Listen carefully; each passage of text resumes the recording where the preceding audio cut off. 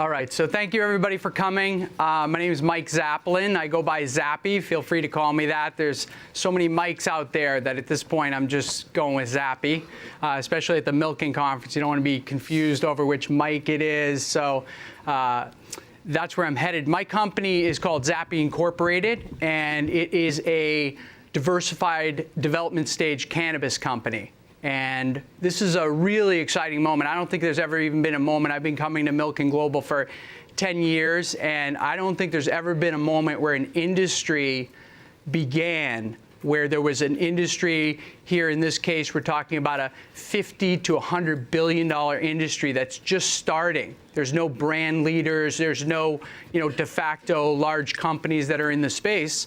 And we believe that this is the moment for this industry where we're calling it Cannabis 2.0, where this is what Todd's described before as the end of the beginning of the cannabis economy, which is already a massive multi-billion-dollar industry, is has been pirates and outlaws and people willing to break the law to have their mom or pop business in this marijuana space. And this is now the point where the business people, the scientists, the doctors, the professionals are coming into this space, and we've never seen anything like it. What I'm trying to do with my company, I know some of the folks here on this panel, we're trying to create value in this space so that we can be one of the brands as this materializes into a mature industry. We don't need to argue about whether this should be legal or not legal or how it happens. What we need to do is take a responsible approach and say, okay, here's this powerful energy, natural energy, and it's coming out. And quite frankly, as Craig would say, if we didn't know anything about cannabis and somebody went down to the rainforest and just brought it back, they would literally win the Nobel Prize for that because of the medical applications, because of the societal effect.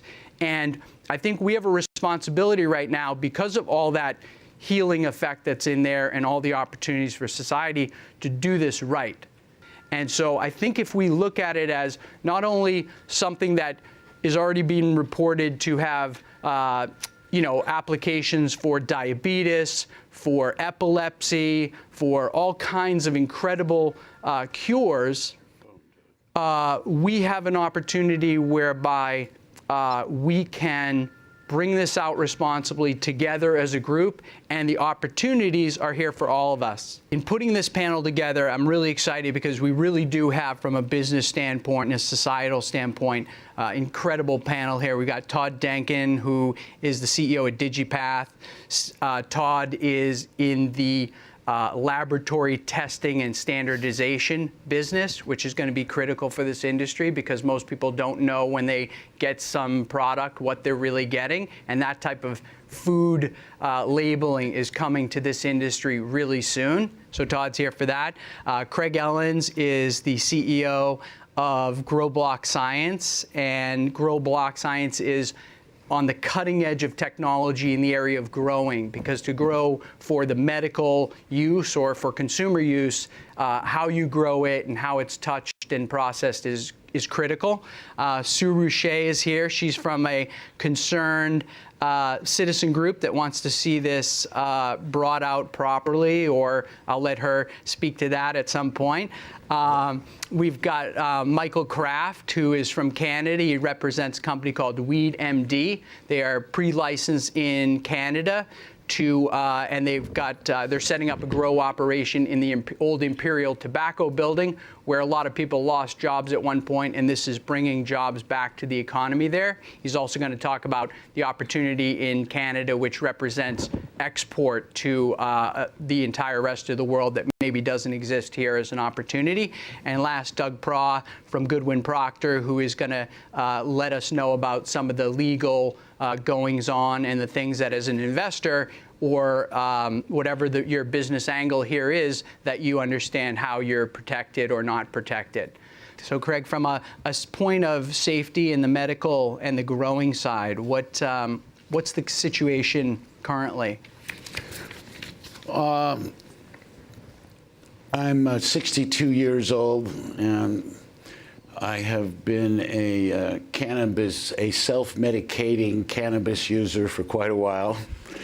And I learned during the process that there are lots of chemicals and lots of things that go into the growing, similar to our lettuce. You know, lettuce has 50 different poisons in it by the time it gets delivered to your plate. So as the industry started growing up, coming from a public company background, trying to think about how do we make an institutional, a company that is institutionally financed, because the government is not doing the work necessary to finance the kind of research that is required.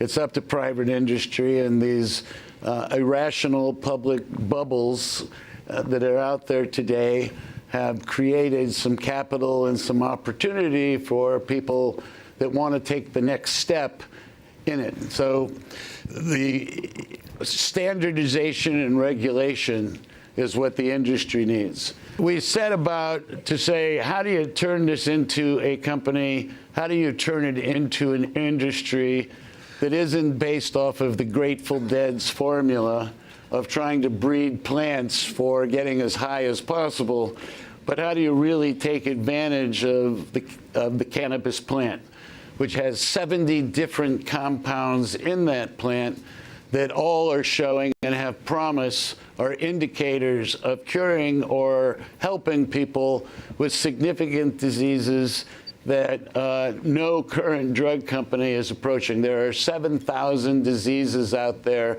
trying to be treated with 500 drugs.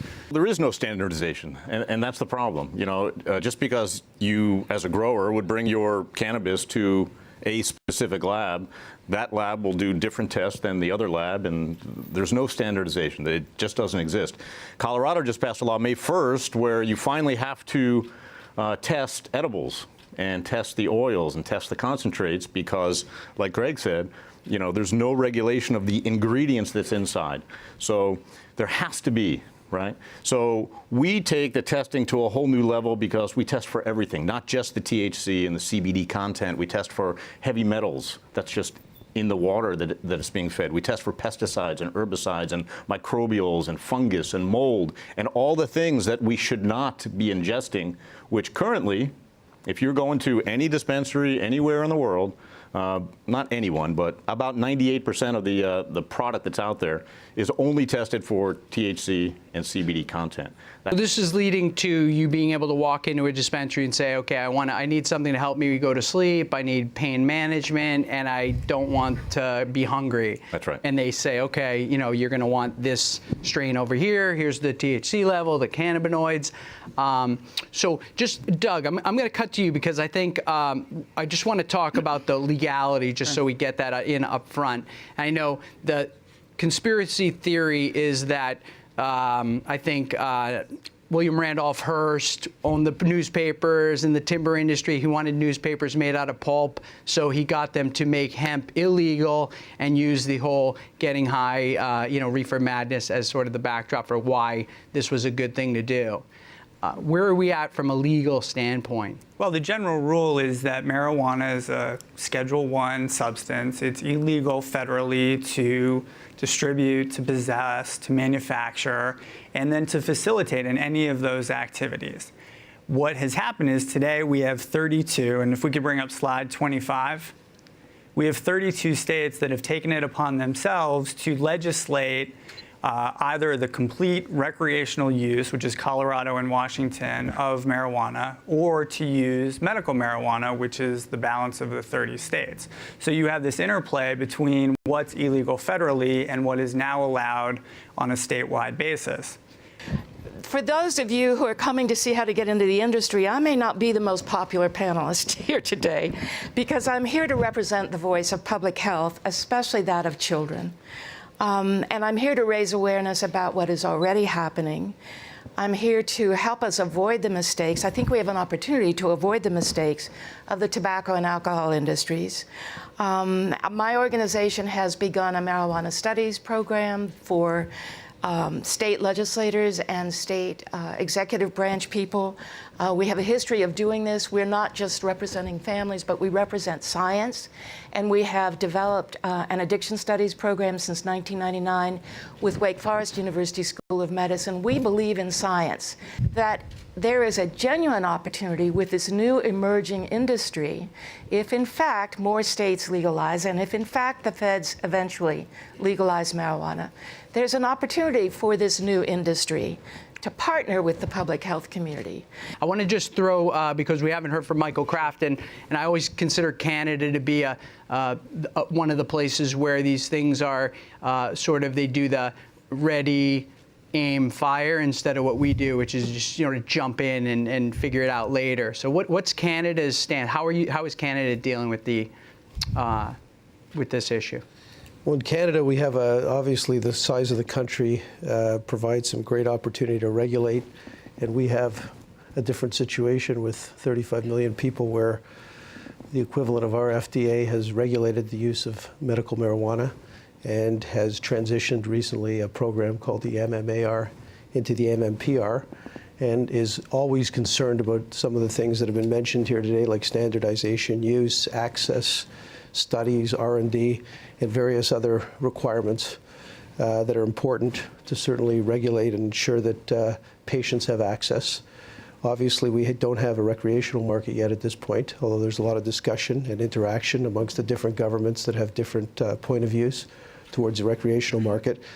But it's obviously much easier to regulate a market of 35 million people where you have a much more uniform healthcare system and socialized medicine than it is to do the same in the United States. The use of marijuana, probably from a recreational and medicinal point of view, doesn't vary, I'm sure, between the countries because there's so many similarities from a cultural and just general lifestyle use. But it's a great environment because it is regulated and it provides an opportunity, very clear definition for both patients who want to access the product, in addition to the investment community who's interested in investing in Canada. It's investable because there is clear guidelines and platform. And the market will evolve, but certainly the eyes are on America, and we're looking to see what happens here. And I think the country will take direction from the U.S., but we're trying to lead in this instance and have a policy that serves the constituents. To me, the highs are that there's an incredible opportunity, the biggest industry happening right now without any big brands. The lows are you don't really know who's who and who to trust and who's doing what. So it starts with the consistency of growing and the ability to recreate the same genetic disposition in plant after plant after plant that does not exist in the marketplace today. It then turns over into the digipath, where these plants are studied and where the plants are, the ingredients in the plant by batch are logged so that the patient can know exactly what it is that they're consuming. And the research that we have as well and that are pursuing is what are the effects. For instance, when you look over there, the cannabis plant is always known for something, for foreigners and wild people to get high with.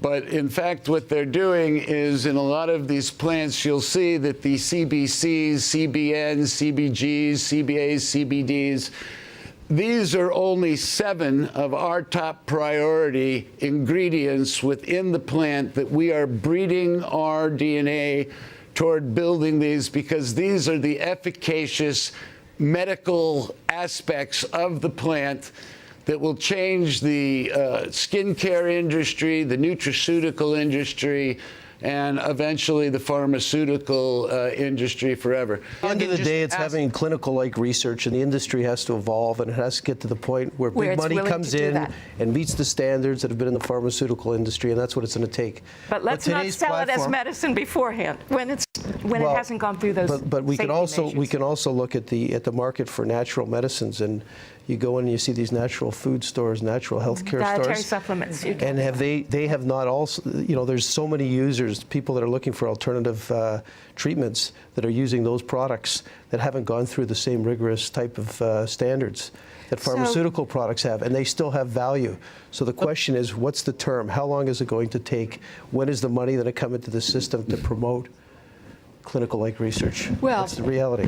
The technology to be able to use the product has evolved rapidly, and as it turns out, the federal government is actually saying that these vaporizers are probably going to be the premier drug delivery system, because instead of taking your penicillin as a pill, goes into your stomach, and 15-20 minutes later it's in your bloodstream, with this vaporizer, you push the button, pull in, and you've got your, whatever it is, penicillin. And so this is really creating incredible medical technology that's coming out of this. And I think that that's one of the major opportunities here, is from a medical standpoint.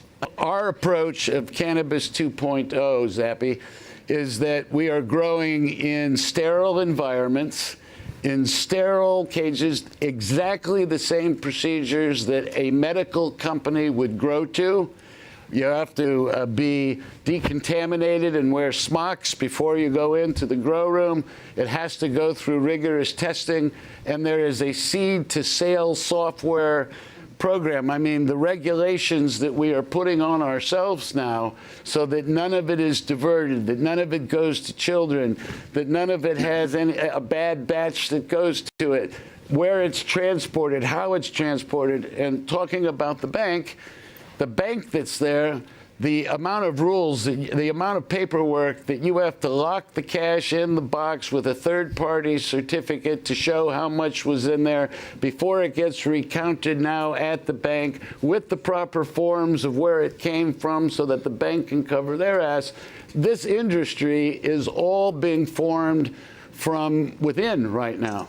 As you said, we're at the end of the beginning, and I think that responsible folks in this industry can take the lessons from alcohol, from gambling, from all of these vices that we've all lived with for hundreds of years, and say, okay, here are some of the problems: drinking and driving. Let's educate. Let's put money into education. Let's put money into prevention. Let's put money into rehabilitation on the forefront before we put these regulations, or concurrently with putting in these regulations in place. I know in Colorado, they are charging in excess of 20% on sales tax for their marijuana. The first $40 million of that sales tax goes to school construction. So Colorado has at least taken the first step in recognizing, look, we have the opportunity to take something and make it even better. We can take the revenue generated from this sale and put it into our infrastructure, rather than just putting it into the city's slush fund. By the way, for those that are applying for licenses, privileged licenses in the states, as part of the charter is 5% of all the retail sales of the product are going directly to the education and the helping of the people that are there. That is being put on. We are a public company, and we do that because we understand we have a responsibility to those poor individuals who fall through the cracks, who can't handle the consequences of our corporate activity. So what I say to the panelists, the genie's out of the bottle. What's going to happen in America? You've got your recreational markets, you've got your medicinal markets. What is this panel? How are they going to regulate? How are the states going to take accountability? How is it going to transform? I mean, in Canada, obviously, as I said earlier, we've got a very regulated market with Health Canada that will evolve. That's medicinal only, so we don't have the challenges that you're referring to that exist because of the recreational market. So what are your thoughts, Doug? I mean, what's the path forward? My thought is we have to embrace it. We can't treat this as a shadow industry. We have to come right out and say, look, this is something we can't avoid anymore. Let's appoint a drug czar. Let's put money in our local budgets and our state budgets to figure out how to regulate it. Let's get responsible industry into the field. And let's start dealing with brand names rather than what was a few years ago just these mom and pops who were trying to, quote unquote, sell drugs. Let's take this to the next level and make it responsible. I would urge everybody to use the language of medicine, and hopefully by this time next year when we have the panel, that we're talking about some significant breakthrough cures for major diseases, which I believe will happen in the next 12 months. So thank you for coming.